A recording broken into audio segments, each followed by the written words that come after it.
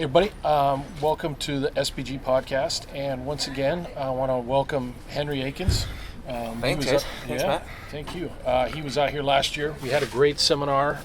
Those of you who follow SPG, if you're watching the podcast, know Henry's Jiu Jitsu is a big part of what we do. Myself and many of the other coaches, John Frankel, Steve Whittier, all of us try and get together and train with Henry as much as we can. He's the best access we have really to Rickson Gracie's jiu-jitsu and to really good fundamentals, which is what the organization's all about. So we had another great time today and happy to have him back and talk again. And this time, instead of just me and Henry, we have the VP here, Travis Davison, to have a conversation. So last time, Henry, you and I talked a lot about fundamentals and distinguishing between what's often taught in many jiu-jitsu schools and the way you like to teach and what we really appreciate in the organization. Yeah. And this time, I think Travis wants to talk a little bit more about competition in some other areas. So, yeah. Well, so this is my second time training with you, and I flew in from Montana. It's always worth it. This weekend was fantastic. I learned a lot of little details that made my game better, which is why I always seek out your seminars. Well, that's at the black belt level. That's what it's all about, right? It's not about learning a bunch of new moves. It's just like sharpening the sword. Right. I also just want to say one thing here to my black belts and some of my students who weren't at the seminar. You flew from Montana. This is the second time I've flown. Second time to come here and train because you know how valuable that is, and that it's so telling sometimes. The more access people have to something, the more they take it for granted. Well, so I told my wife. My wife was like, "Well, do you really need to go this weekend?" Because I bought the ticket with a few days. Yeah. So I was worried it was going to be very expensive. And then I looked at her and I said, you know what, I really think I do need to be there because this is going to make my coaching better, my understanding of jiu-jitsu better. It's an investment in what we do for a living. Yeah. And she said, you need to go. And so she got online, bought me a ticket, and it was after Friday night. In fact, I posted on Facebook. I got my money's worth Friday night. Absolutely. Before the seminar even started. So, to Matt's point, it's really hard to imagine living in Portland and then not taking advantage of the fact that you're in town. Yeah, and it's cool that you guys see it that way. It's how I always like. For me, when I was living in LA training with Rickson, I was like, how come everyone is not here at our school training? I mean, this is crazy that we have the best guy on the planet in jiu-jitsu, and then there's another jiu-jitsu school 2 miles away that is, has a bunch of students and they have class tonight and their class is full tonight, and I have Rickson here teaching, and there's there's some days that Rickson would be teaching a class, it'd be like a Tuesday night or a Thursday night, and there'd be 8 people in the class, and I was just like, this is mind-boggling to me. I mean, it was great for me because it's more one-on-one time that I have with him, and more, the smaller the class, the better, obviously, for the personal attention. But it was just like, man, this is so crazy. But well, thinking about Rickson and I had the opportunity to come to Portland when he was here and took his seminar as well. And one of the things I kind of wanted to get your take on was his emphasis on finishing the opponent. Like his when he talked about jiu-jitsu, and I might mess this up, but basically what he said was, if you can't finish me, you can't beat me. Or if you can't submit me, you can't beat me. Right. And so his first objective was just simply to be able to survive. It didn't matter what position he was in, top, bottom, whatever. If you couldn't make him tap in whatever, maybe there was no time limit, then that was not a win. Nobody won. You walked away from that neutral. What's your take on that? I mean, that is a huge part of our philosophy, right? And you hear Rickson speak to that a lot about his motivation to become invincible, and what that meant to him is that nobody could beat him, nobody could submit him, he couldn't be finished. And so as long as he could survive, that was always kind of the Gracie Jiu Jitsu philosophy, something that Elio was really big and passed on to them. And it was mostly the Elio side, the Elio branch of jiu-jitsu, was the ability to survive, the ability to fight. You know, you talked about Elio fighting with no time limits, the ability to fight for 3 hours if you need to be able to deal with someone. That's what you needed, the skill that you needed to develop to be able to deal with someone that was twice as big, right? The goal was always, how do we defeat a much bigger, stronger opponent? And so what we need, usually if you're a smaller, weaker individual, is time. And so what you have to be able to do is you have to be able to survive. You have to be able to weather the storm. And then once the bigger, stronger person starts to tire, once they start to gas out, what happens is more mistakes, more opportunities start to become available to be able to finish, right? And so, yeah, that has always been something that he really put into our heads and kind of pounded into us over time, is like that understanding of, when we train, it's all about finishing. We want to be able to finish. We want to develop a very strong attack. It's not about holding a position. It's not about scoring points. It's about going for the kill. It's always been about going for the kill. And that's why, you know, when you see Crone fight, and, you know, it's not about, we're not thinking about points. It's just about going for the attack. And also vice versa, you know, the ability to survive, the ability to stay safe, knowing how to escape submissions. Last time I was here, I think we covered submission escapes, and we talked about, you know, understanding how to deal with, as people start to attack, how to shut down their attacks. And then this weekend we focused a lot more on attacking this weekend. Yeah. And you saw kind of how relentless the attack is, and as we start attacking, how things get deeper and worse. Every movement, things get deeper and worse as the attack starts to come on.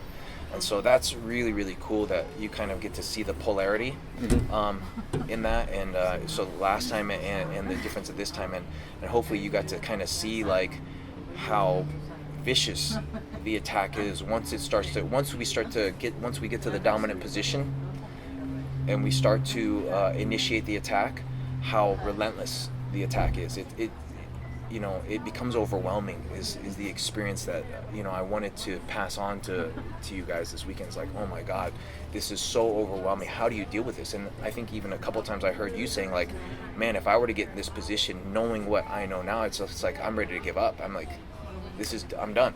Yeah. It just felt like, in terms of my training or my ability to get better at jiu-jitsu, there's a point in time where it's best to just realize that you've gone too far. You've let things get too out of hand, and now probably the smartest thing I could do is tap. Let's start over and see if I can avoid getting that far down that cascade, because there's a point of no return. Yeah, there is a point where things have gotten so far.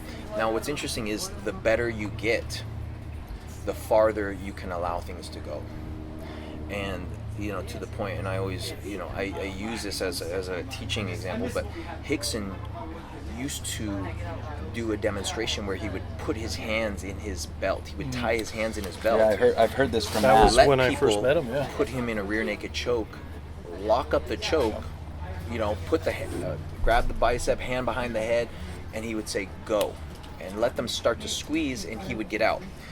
So the deeper your understanding of jiu-jitsu, the better trained you are, the farther you can allow things to go, and you can still come back from it. It reminds me of something funny I heard the other day. I was listening to that podcast that Diggins had posted of Jocko and Andy Stowe. Yeah. And Jocko said something in there that I hadn't actually thought of before, but he said when he's training in the gym and the person starts to get the armbar, he taps early. And it's good for all the reasons we're talking about now, but the flip side of that was, in that way they never get really good at finishing. And I'd never thought about it that way, but you're denying your training partners the opportunity to get the fight for details. the last few seconds. Battles, yeah. Yeah. It's a little bit sneaky. Yeah. I'm not sure I'd want to do that with my training partners, but it's a different. Obviously, he's thinking about it in a totally different way. Yeah, that is a very different way to think about it, because, you know, for us, a lot of times in our training, we would start at the end. Yeah. And fight from there. So like, let me put myself into a triangle, let them lock the triangle, let them have both hands behind my head and my arm across, and go. Yeah. Let's see if we can get out. Let guys get the armbar. And for the armbar, of course, we wouldn't, by the time it's fully extended, it's pretty far along. There's not, you have to be so precise with your movements and your escape, so you don't have much time. But like, let guys get in the armbar position and have the legs over the head and arm inside, and start, holding my hands and see if you can get out from there. So, these are micro positions that the more time you spend there in these really, really bad places, the more comfortable you'll get there. Yeah. And the more knowledge you'll have of how to make the adjustments. And it's a lot of times just micro adjustments, tiny little minute shifts, and learning what they're going to do, what are the possibilities, and how to deal with those. So that's a huge training tool, especially at the higher level, is always putting yourself in worst case scenarios, which was one of the main things Rickson always do, put himself in the worst case scenario, and then see if he can work himself out of that. See if you can because if you can get out of that, then what happens is you feel so comfortable with anything before that. You feel so comfortable that's the thing with Rickson. He's so comfortable no matter what happens in jiu-jitsu, because he knows once things get so bad, he can still save himself. Yeah. One thing I was thinking about too, I think at the extreme end of either, so there's two positions people can take on this particular topic, and if they go too far in one way or the other, I think it becomes unhealthy. And you and I talked about this on your last trip here, but some of the old school guys were very secretive about some of the information they would teach and some of the details they would come up with. And one thing which I'm sure is quite obvious is that the material that myself or John Frankel or what Travis comes and gets from you, that immediately gets put back into our curriculum. Mm-hmm. So, and that the material that you're teaching to the SBG guys, we're also passing that along to our students. Yeah, and you guys are sharing it within each other. I know that all you guys coaches get together, because absolutely, that's how John Frankel found out about me in the first place, because I went out to visit Steve. Absolutely. And how I was actually just traveling along the East Coast, and I had met Steve before, and I reached out to him. I said, hey, I'm going to be in your area, and would you, host me for a seminar? And he did, and I spent some time with him, and we worked on guard passing at that time, and it was really profound for him, and he passed that on to John Frankel, and I guess it really lit a light bulb on John and me. Yeah, and so then But obviously you're okay with that, and that's the point of your teaching, right? To get the information out there, which is completely opposite of the other extreme where... Well, so what is your feeling about that, knowing that we're taking the material and we're also teaching? Well, here's the thing, is there was a time where jiu-jitsu was all about, when you're a competitor, and I think there's a few people that have talked about that, Damien, Maya, and other people, as a competitor, you don't really want to share what you're doing with other people, right? As a teacher, you want to share as much as possible, because you want to, my mission and my focus is to pass on the information and is to help other people get better. Right. Thank you very much. When my focus is competing, I want to hold people down. I don't want anyone to get to know what I'm doing or get as good as me or whatever. And so for me, the focus has always been very different. I transitioned into teaching, back when I was a brown belt, and is when I started really focusing more on teaching, and I became an instructor at Rickson School, and that's when I was really starting to teach a lot of the classes. And for me, my mindset is if I'm gonna do something, I want to be the best at it. I want to be exceptional at it. I don't want to half-ass anything that I do. And so I said, if I'm gonna be a teacher, then I want to do it, and I want to be exceptional at it. And so I put a lot of time and energy into becoming a better teacher, understanding how to explain things better, understanding how to pass on the information better, understanding how to break things down and to be able to help this guy who has some problems and this guy who might have completely different issues with maybe a specific technique, how to help each individual. And what that requires is really being open to sharing everything, not holding anything back. I think this topic came up recently for me. I think a lot of times there becomes a point where your students start to beat you. You know, if you give them everything, you know, and if you're good at disseminating information, like if you're good at your job as a teacher, then at some point the measure of your success would be the success of your students. Sure. And I think that's where the secretiveness that Matt's talking about starts to come into play. Is your ego sometimes won't allow you to accept the fact that you now have people who are your students, but they're also beating you at the thing that you're teaching. I agree, and I think people struggle with that sometimes. I agree and I disagree with that, because the better your training partners get, the more they can push you to be better yourself. And then so much of jiu-jitsu is the experience and the time. And so that is something that unless you stop training yourself,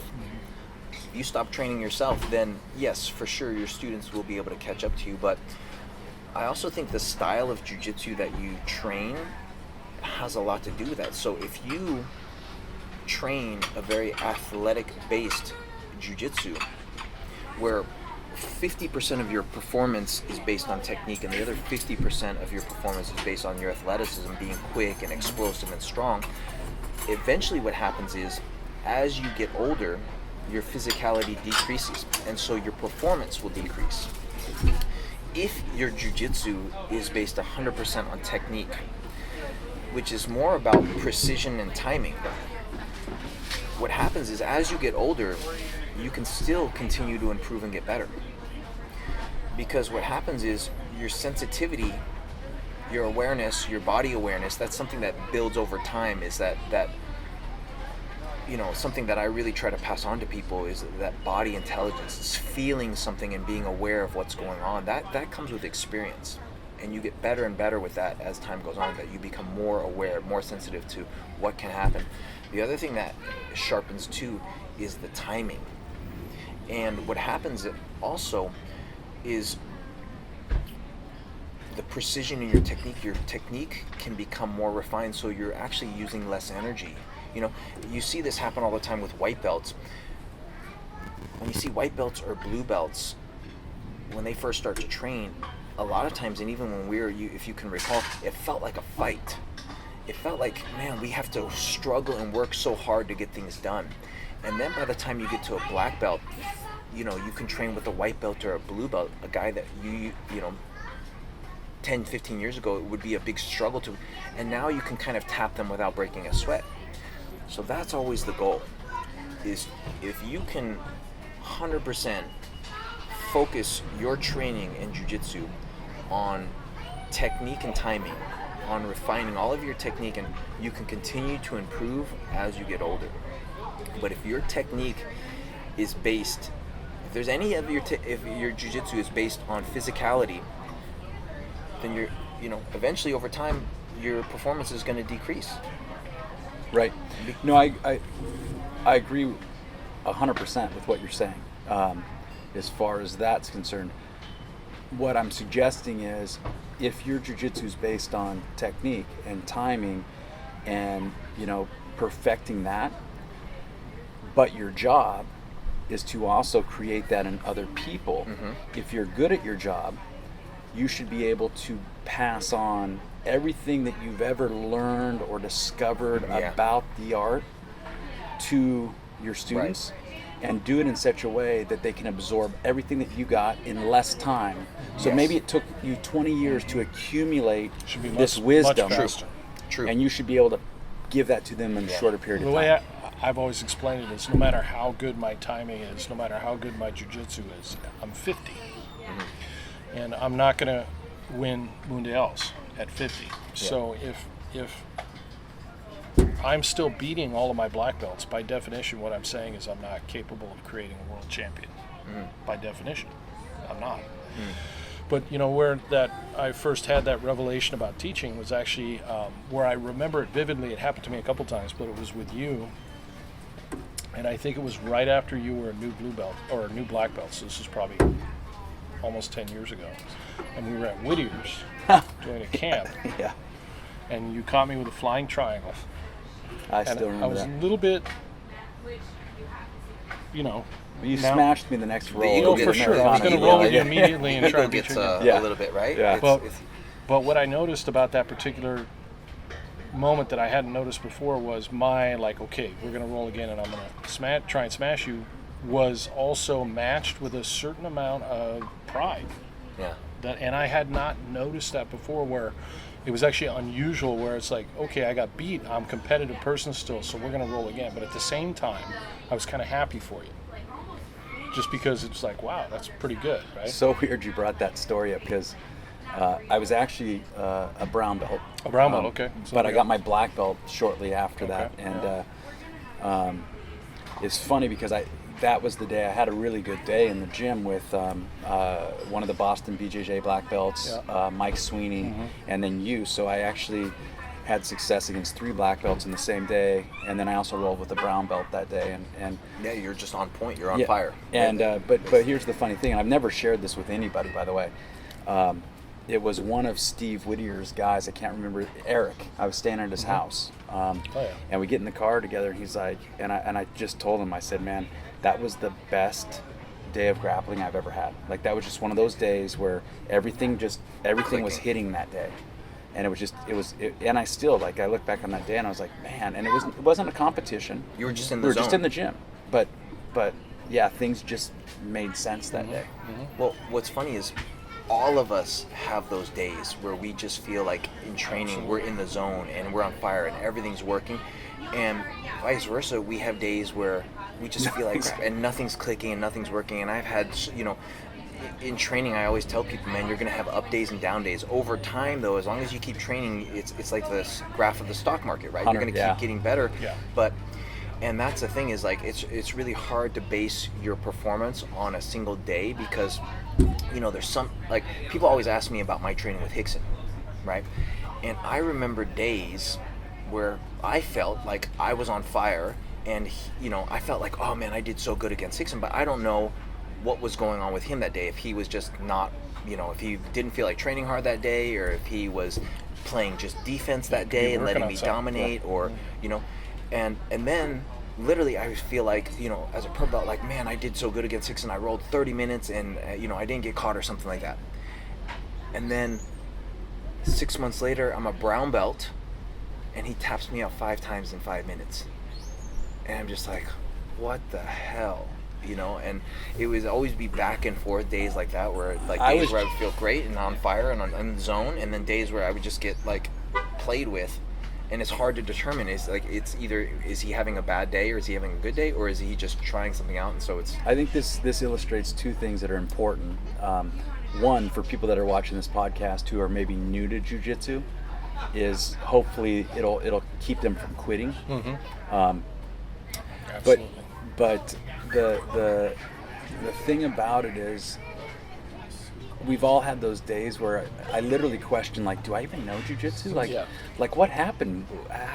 It's what's cool about jiu-jitsu and the community is just that we all kind of have the same experiences. So it's a reassuring thing to hear somebody, a Rickson black belt who's like, yeah, there were days that I felt like I didn't know how to do jiu-jitsu, and because that happened so many times in the last 20 years since I started jiu-jitsu, where I would have this opposite day of the day we were just talking about, where I had a day where I was like, man, I really understand jiu-jitsu, I'm so good at this. And then I'd have a day where I was like, I literally feel like I forgot everything I knew. Stock market's a good analogy, because people who are day trading and trying to catch it back and forth and think they have a bad day or good day and adjust their money aren't going to do well in the long term. But if you look at the long-term trend lines, then you can see you're always getting better.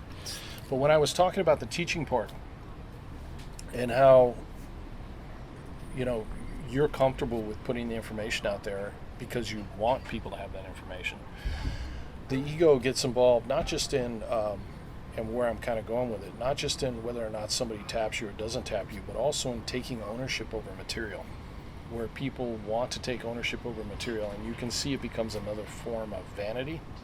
And I've seen this at the other end of the extreme, where, and let me give you a concrete example. So people taking ownership of the material, meaning like, oh, this is my information. So if I'm showing something that I've learned from you, as an example, as it relates to an underhook, like I go out of my way generally to try and mention that during the seminar. It's not a big deal, but I'll go, yeah, and Henry showed me this. And to me, that feels ethically important, but it also keeps me from getting a big head and actually creating a story which would be bullshit, like I'm making up jiu-jitsu. And the reality is I've done jiu-jitsu just long enough to realize how deep the fundamentals run, and I would be embarrassed to think that I was reinventing jiu-jitsu, because there's people like Rickson out there, and it would be, I just couldn't take myself seriously. But I can see that happening with some of the younger black belts. And they'll take a piece of material that's obviously, you could look at it, or I could look at it, other people have been doing jiu-jitsu for a long time, and we could say, well, that's just a part of this fundamental of the art. But they haven't been doing it long enough to actually realize that. They don't know what they don't know. And then they'll name it, and then it becomes part of their identity. Right. And that would be, I would think, just the other end of that extreme, where you're open to other people's information, you give credit to where it came from, but we all realize that we're building on a foundation of fundamentals that nobody owns.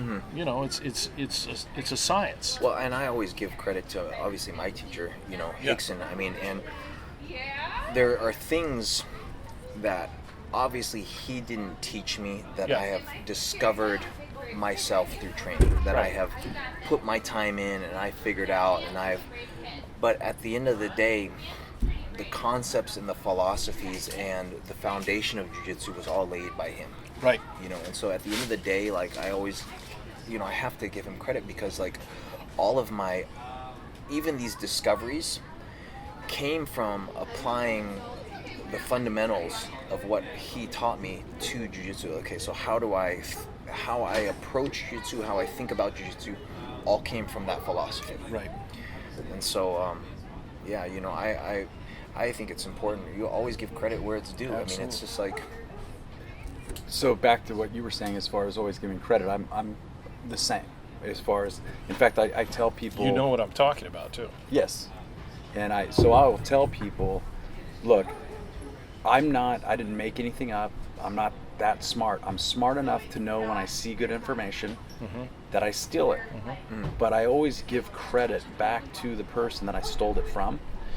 And if I'm good at anything, it's about taking something from John Frankel, from Henry Akins, from Matt Thornton, from Rickson Gracie, from whoever, and then putting it all into a class or a seminar or whatever, but then never taking the position of, the guru on the mountain who's disseminating this information as if they've discovered the secrets, Right. And not to go too far off on a tangent or become the what was my character, the mountain dwarf, Barbarian dwarf. Yeah, I'm not going to rage, but I will say that there have been a couple of people that I've seen in the jiu-jitsu community where it's like they act as if they've solved some sort of puzzle that even has an answer or an ending, and it's like, oh, here is the answers to all your questions, right? As if there's a lot of hubris. Yeah, and I don't think that there is a jiu-jitsu. So like, you taught a bunch of attacks this weekend, a bunch of attacks. If next time I come train with you, or when you come train with me in Montana, you teach me escapes, that doesn't negate what you taught me this weekend. Does that make sense? So there's always another side. Right. And I think sometimes people have this attitude where if you know this, you're all good. Else that works, yeah. But that's not true, right? Because the philosophy in jiu-jitsu is there's an answer for almost everything, right? From both sides. Yes, and that's the beautiful thing about it. right? Someone can defend, and then we can overcome that defense. Someone can, attack or whatever, and you can continue with your attack, or you can finish even when they're defending. So, it kind of goes both ways, and that's the beautiful thing about jiu-jitsu. It becomes such a strategic battle, and I think that's why so many people really get addicted to jiu-jitsu, because as physically challenging as it is also a mental challenge.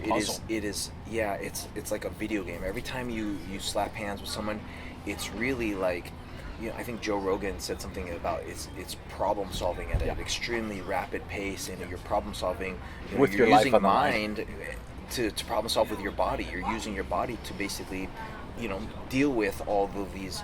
So I think that's one of the things why people get so addicted to it. Is because it's such a mental. It's beyond a physical challenge. Like going to the gym, that's a physical challenge. But people tend to get bored with going to the gym and lifting weights. But jiu-jitsu is something that really, like, you see people continue on and on and on, because it's like that every time it's that mental challenge, that new puzzle to solve it. And every time you get kind of a new piece of information, you're just like, Well, how long have you been doing jiu-jitsu? I've been doing jiu-jitsu now for 24 years. Okay. So 24 years with best guy in the world as your coach. Yeah. And still, I already know the answer, but I'm sure you find new things, new depth to the fundamentals every single time you teach. There's something deeper. I mean, it's hard to imagine I don't think there's very many even sports like that. That's the thing I always tell people. Like, every year I have huge jumps in my game, and sometimes the better I get, the more I learn. Yeah. The more things open up to me, and the more I kind of see things, because my understanding is so much deeper. I'm able to see a bigger picture, see things deeper, have a deeper understanding of things. So, I've had massive jumps in my game, and even my ability to teach and my understanding of positions, even like the last 3 years. Well, it's cliche, right? Like, everyone talks about, like, I didn't really start even learning jiu-jitsu until I got my black belt. That's true. It is true, but I think the reason why it's true is because the game is so complicated that you spend the first 10 years learning how to play it. Right. And then by the time you get to that point, like your seminar today, I promise if it was like a blue belt or a purple belt, or I'd been doing jiu-jitsu for a few years, I wouldn't have picked up the things that I did pick up. But because I had a foundational understanding of what's going on, I could see the details. You have a higher vantage point. And that's the thing, when I was going around teaching and explaining to guys, you have black belt problems. The problems that you encounter and the things that are going to come up for you are going to be different than what someone at the blue belt level or the purple belt level, the issues and problems they're having. You're going to have deeper problems to solve, deeper issues to solve, like more minutia of, okay, this little thing happens and I notice this and this. So you notice so much more, where at the white belt level, it's like, I'm not moving my hip properly, right? I need to move my hip out further, or need to do this or this. So as we get better in jiu-jitsu, your perspective on things changes. It's funny because I used to watch the videos of Rickson's fights over and over again, and I just remember watching his fight with Takada. I'd seen it like 100 times already, and then I watched it again. Like, as a blue belt, I would watch his fights over and over, and we'd have choke. I have choke, and that's one of the things that we'd watch like every week or every 2 weeks. And you'd have like the Vale Tudos. I had all of them on VHS, and I would watch. And I remember a day where I was watching the video, and I noticed something that he did with his head as he was coming up off the ground, and that how he moved his head to one side to avoid a knee. And I was like, I never noticed that before. I had watched this so many times, and I had picked up, because I was ready to absorb the information at that level, at that point. I was like, I had enough foundation knowledge that I could pick up things on a deeper level. And so I noticed something, I'm like, wow, I never noticed that before. I had seen this fight 100 times, and I never noticed that little detail of what he did to avoid getting kneed when he was coming up. It makes me wonder too, and you and I think talked about this a little bit last time you were here, but if some of the evolution in jiu-jitsu, and in no way do I mean to diminish it, because there's so many great world champions and so many great options and so many great movements, and I appreciate all that stuff, but how much of that evolves as counter for counter because there isn't a depth of fundamentals. If the fundamentals had been deeper, there wouldn't need to be a counter to that move because you would just shut it down. But because you don't shut it down, because you have pressure, that movement gives birth to another movement, gives birth to another movement. You have two people. Remember back in the day when the UFC had competitors, there was a fight between Matt Hume and Eric Paulson. Okay. Both of whom I respect greatly. Matt Hume was a Northwest pioneer as far as MMA. Yeah. But that match was submission versus. It almost looked fixed. It wasn't fixed, but it almost looked like one of those Japanese professional wrestling matches. Right. Because they just went from one submission to another, pancration. Pancration For 45 minutes. Shoot. Yeah. A Shudo-based style, which is basically a submission grappling. Yeah. Which it's like they're so good at Open like palm submission grappling. Yeah. Transitioning from submission to submission to submission to submission. And it was beautiful to see, but looking back on it now, 20 years later, I'm like, proper pressure. Right, there's holes because otherwise, people when you attack, why are you not shutting down the avenues of escape? So how much of the evolution that you see in modern day jiu-jitsu do you think is a result of a lack of fundamentals? I mean, that's the thing, when we talk about modern, and we were speaking about this earlier, there's so much information out there. Mm-hmm.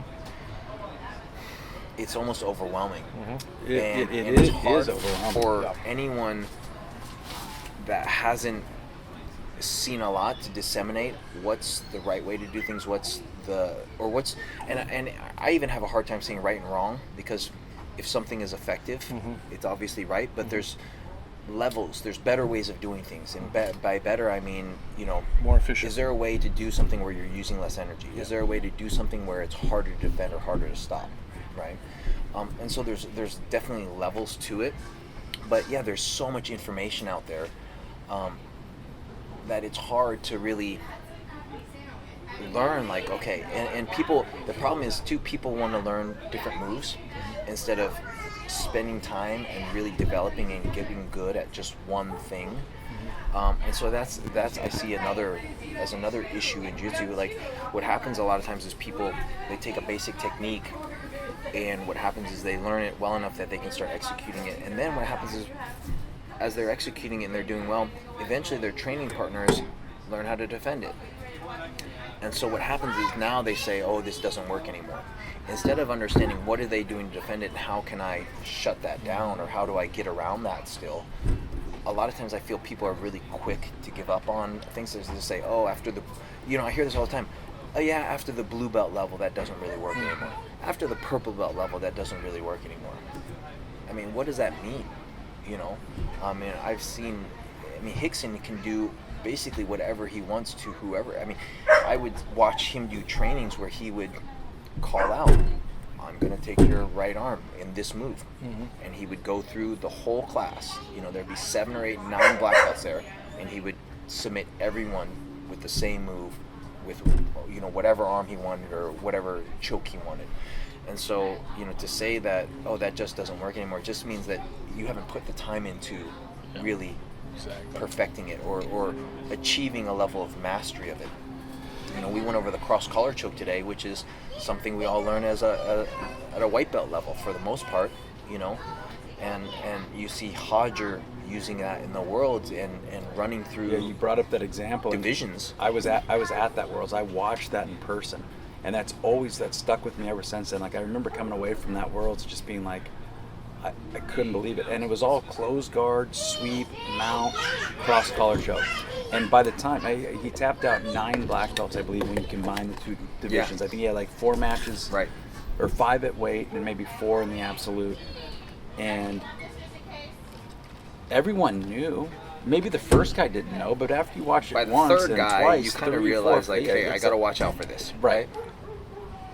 Doesn't matter. Yeah, when you get so good at something, when you put the time in, I mean, he's obviously put the time into that, and he knows, and so now even guys that are prepared to defend it, they know what's coming, can't stop it.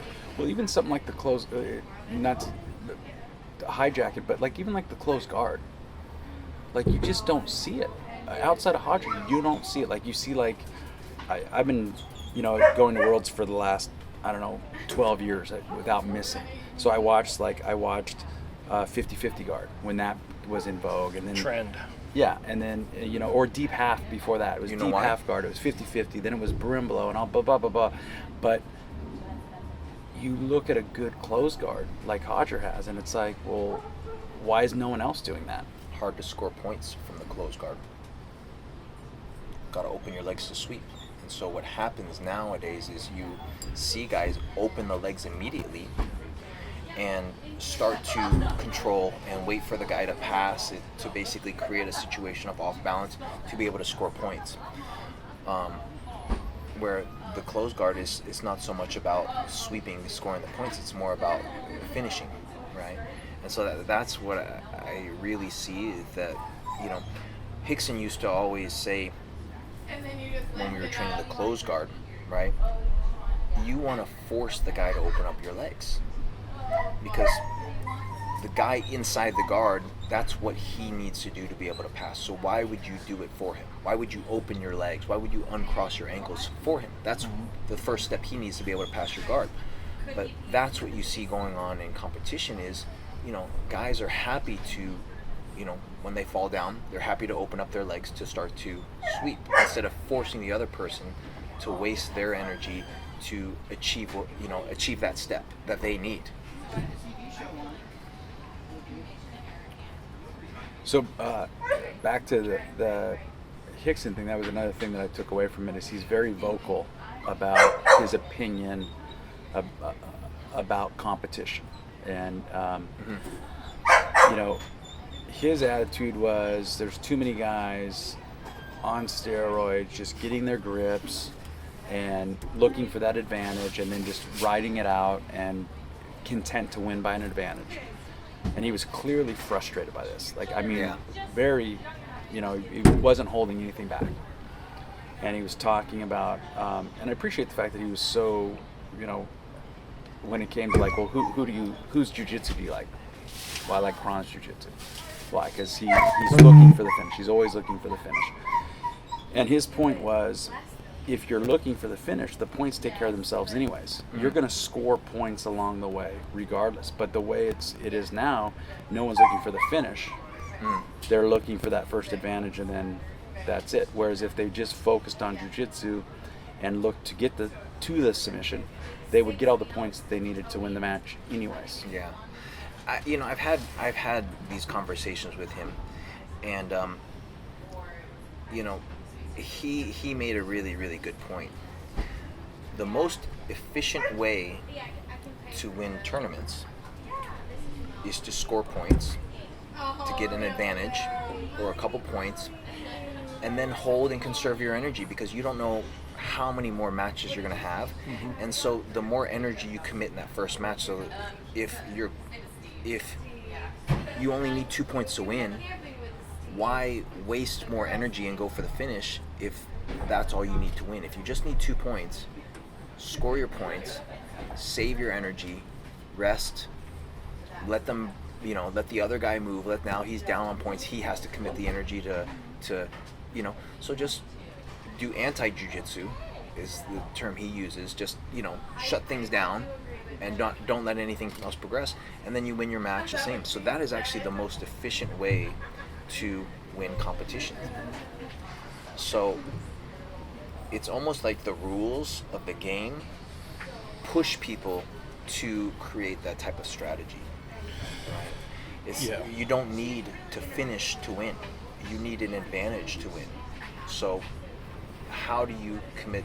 That's the smartest way. Commit the least amount of energy to achieve the result that you need. And ultimately, what everybody's trying to do is come up with a rule set where we can determine whose jiu-jitsu is better.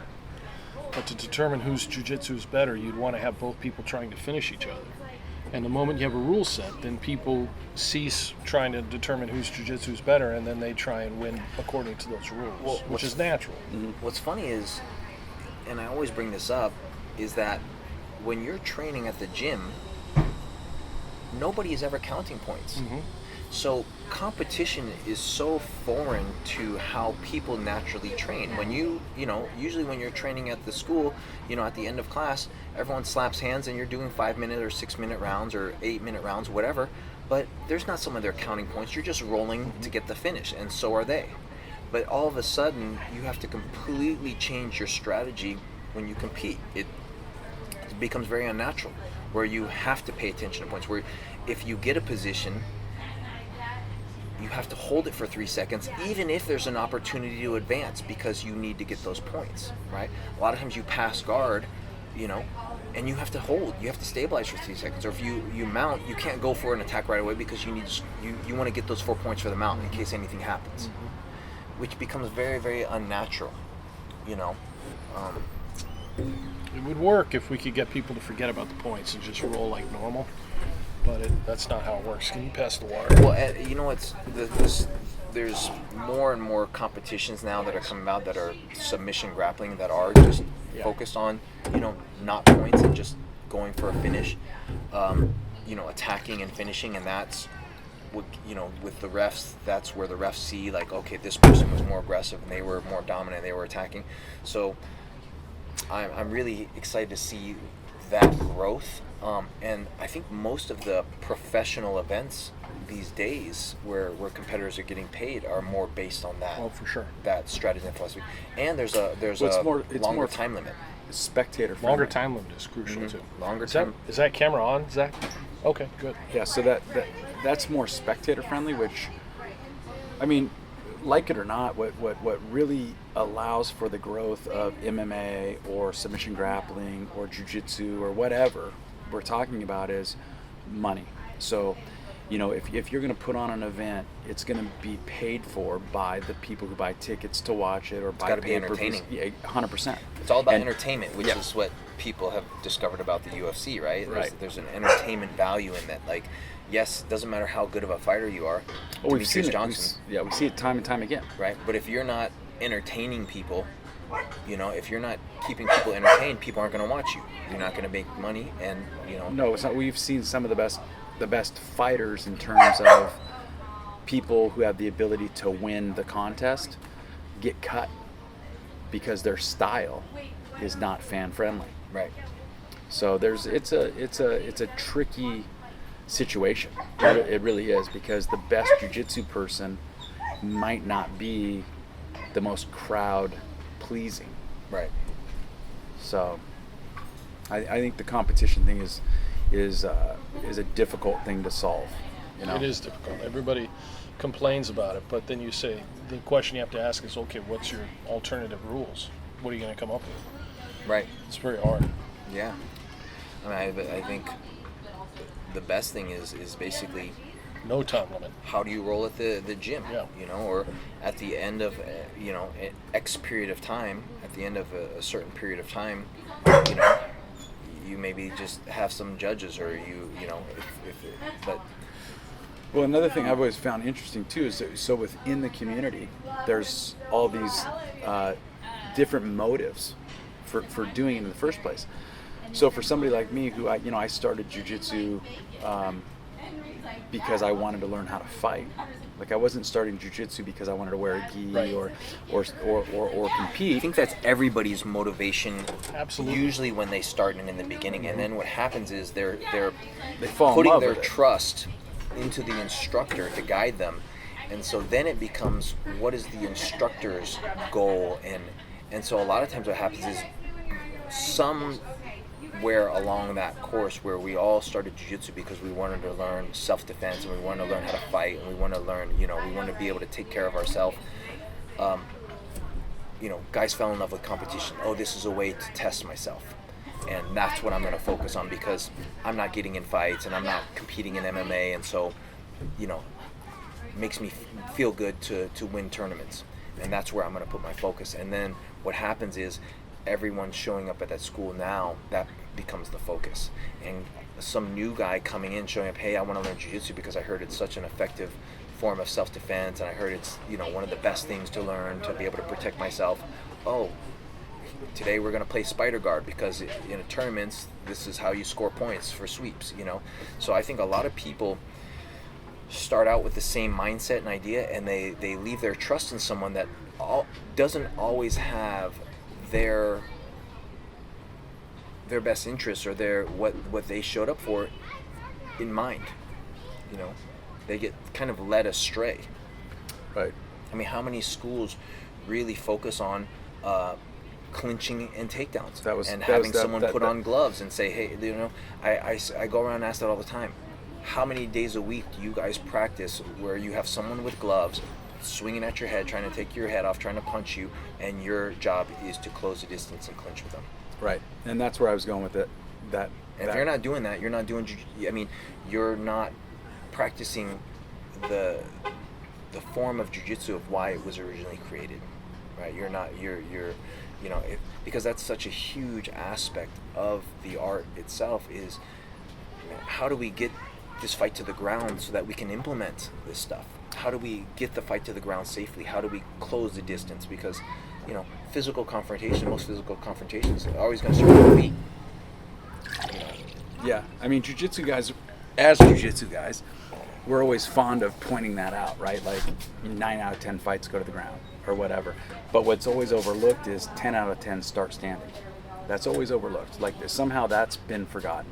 Yeah. The takedown aspect of it's been forgotten. The clinch has been forgotten. And then you have a sport now where pulling guard is the best option to win the sport. Mm-hmm. Well, even, you know, something that I point out a lot is even doing takedowns in the gi can be something, because what happens is people get very comfortable with what I call hockey player grips. It's judo, right? But what happens is people get very comfortable holding each other at arm's length. Well, that is actually the perfect range for me to knock you out. That's where I have the most power in my punches. And so what happens is when you get so comfortable always going for takedowns from here instead of from a clinch, what happens is when you get in a fight, you grab people and you hold them here. And that's actually the perfect range to get knocked out, you know. And you see hockey players, what do? They hold on to someone's jersey and they're doing this, you know, all day, which is so yeah, you know, I feel like a lot of times that mindset and that idea of really jiu-jitsu for fighting, jiu-jitsu for self-defense gets lost somewhere in the, you know, in the process of learning and in the process. And a lot of times instructors, even instructors who do have the best interests at heart, they only know what they know. And this is what I've been taught, and this is what I'm comfortable teaching, and this is, you know, and so they don't have, you know, the knowledge to be able to teach anything else. They weren't taught that themselves. Right. So that's, you know, that's another reason why I feel like, you know, it's really important to not only train, you know, in the gi, but train no gi. Mm-hmm. You know, and I've always done that. And you know, at Rickson's we used to do that every summer. We would take the gis off and train no gi, because in the summer it's a lot hotter. People are wearing less clothing, so we're going to do the same. Let's train in the gi because people are wearing less clothing. So we always try to make things as realistic as possible. You know, and we would train with slaps and, you know, open palm strikes and stuff like that, because back then they didn't have MMA gloves. You know, so that, you know, I it's kind of sad to see that aspect lost in a lot of schools, when I feel like, man, that's such an important element of jiu-jitsu, but it's also very, very uncomfortable for people to train that way. But at the end of the day, we're, you know, that's a huge thing that I see too, is people want to make jiu-jitsu so easy and so comfortable for people, and like, oh, we lose so many students, but we're training for combat, and things need to be uncomfortable in order, and eventually you will adapt to that. But, you know, the whole mindset of jiu-jitsu is for everyone, and I believe that jiu-jitsu can be for everyone if you're willing if you have the determination and the dedication and you're willing to persevere. A lot of people are not willing to do that, you know. So yeah, I mean, it kind of goes into the discussion of how hard to make the training. Well, I bring that up because I hear that so many times. I've heard, I don't know any takedowns. I hear that from jiu-jitsu people all the time. I don't know any takedowns. Well, then you don't know jiu-jitsu, because now you're kind of screwed. Like, you've got this great grappling skill, but Right. how are you going to grapple somebody who's standing up Right. if you don't know any takedowns? Like, Well, that seems to me to be the first thing that you should teach somebody, is how to get this fight from being a boxing match to a wrestling match. Right. And you're exactly right. And is it, when you said, like, you don't know jiu-jitsu, I completely agree with you, because it's such a huge aspect of the art. It's like you learning karate, but you don't know any kicks.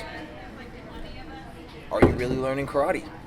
If you don't cover, or is it just boxing? Are you doing jiu-jitsu, or are you just doing submission wrestling when you don't know how to close the distance, if you don't know how to deal with strikes, if you don't know how to protect yourself in a gi and no gi environment, if you don't, you know, is it jiu-jitsu or is it submission wrestling? I don't know. It's a, you know, it's pretty crazy, because as things spread and as jiu-jitsu grows bigger and bigger and bigger, what I feel is a lot of information becomes lost or disseminated, you know. And so yeah, that's another huge motivation for me as a teacher in passing on the art, is to really make sure that what I learned and the information that I got that very few people had access to gets passed on.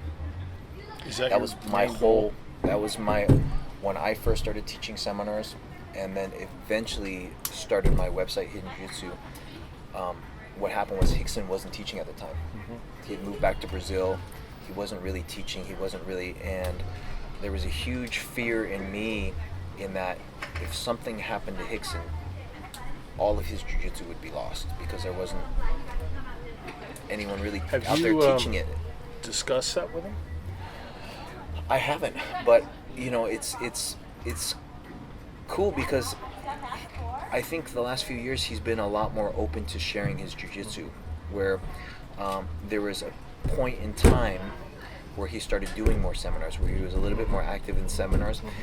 But I think what happened was he realized that his body he was having a hard time keeping up with that pace of traveling and teaching seminars, because even flying on a plane, because you know, he has so many existing injuries from just years and years of abusing the body. And so, you know, the last few years now, he's been focused a lot on putting out videos, which is something that he said in all of my time with him that he would never do. For me, I felt it was important to start to put things on video and catalog, because it's the easiest way to be able to put the information out to the biggest audience of people. So I saw a real value in that. And for him, he was always like, no, jiu-jitsu is a personal thing. It needs to be between an instructor and a student, and it needs to be passed on, and they need to feel what's going on. But I'm really happy that he has become more open-minded and really opened his, you know, up to the possibility of really being able to teach people and cataloging this information and doing videos and trying to share his knowledge, because I mean, he's, you know, of anyone in jiu-jitsu, he has the deepest level of understanding of the art. You know, you don't see people talking about these subtle concepts of weight distribution and connection and all these little subtle things that are going on in jiu-jitsu that makes things so much more effective.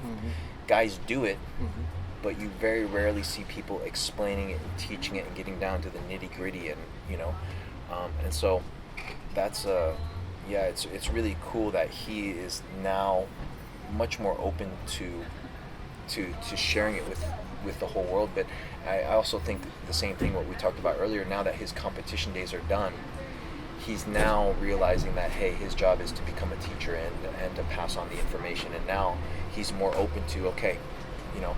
And I know in the beginning too, even when he had stopped fighting, he wasn't really open, because he was like, I don't want anyone using my information against my son Crone, who's competing. My son Crone is competing, and what if someone learns what I'm doing and they use it against my son? Or so, but I think that's changing. Good. Anything else? No, just, I mean, obviously, if you have an opportunity, I would come to a seminar with Henry. I mean, you're silly not to.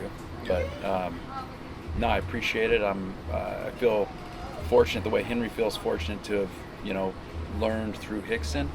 I feel fortunate to have, come up through SBG and be part of one of the few organizations that actually does focus on the fundamentals and that does make an effort to really dive deeper rather than wider into the water of jiu-jitsu. Yeah. Well, as you guys saw, that I mean, the basics go so deep, right? It's so deep, and it's especially at our level, at the black belt level, when we were black belts for years and years, we can appreciate, like, wow, man, I never saw that. Like, with this basic, something I've known for 20 years, these little details solved all these problems that I've been having. And we're just scratching the surface. That's the magic. Yeah, absolutely. Well, excellent. Thank you, Henry.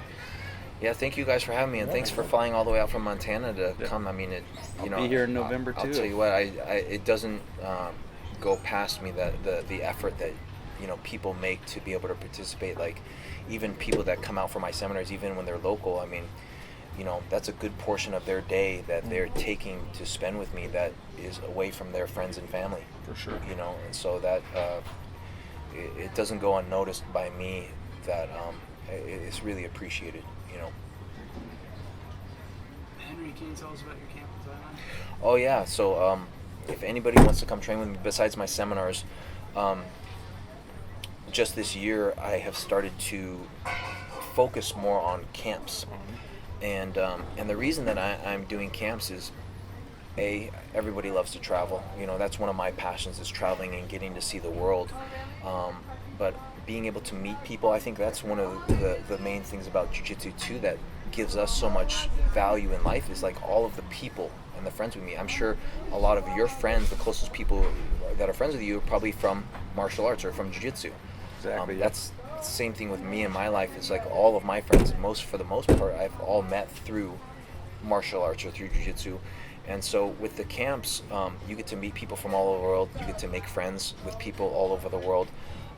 And one of the things that I've noticed is when I have a week to spend with someone and really we get to dive into the basics and really, man, I'm able to help people make so much progress in their game, within a very, very short period of time. And so that's something new that I just started doing this year, is starting to put together camps where we're doing 5 or 6 days together of really intense deep dive. Each day where we're spending like 3-4 hours a day doing jiu-jitsu, but there's also enough time to really explore and have fun and relax and enjoy and downtime. So I feel it's kind of the best mix of training and vacation, getting to rest and relax and have fun. So if anybody's interested in coming to a camp with me, I have a camp coming up in Thailand for New Year's, and I also have a camp coming up in Costa Rica, which will be in February. And if you want any information on my camps, it's Hidden Jiu-Jitsu Camps. So hiddenjujitsucamps.com, and come have fun. Excellent. Thanks, Henry.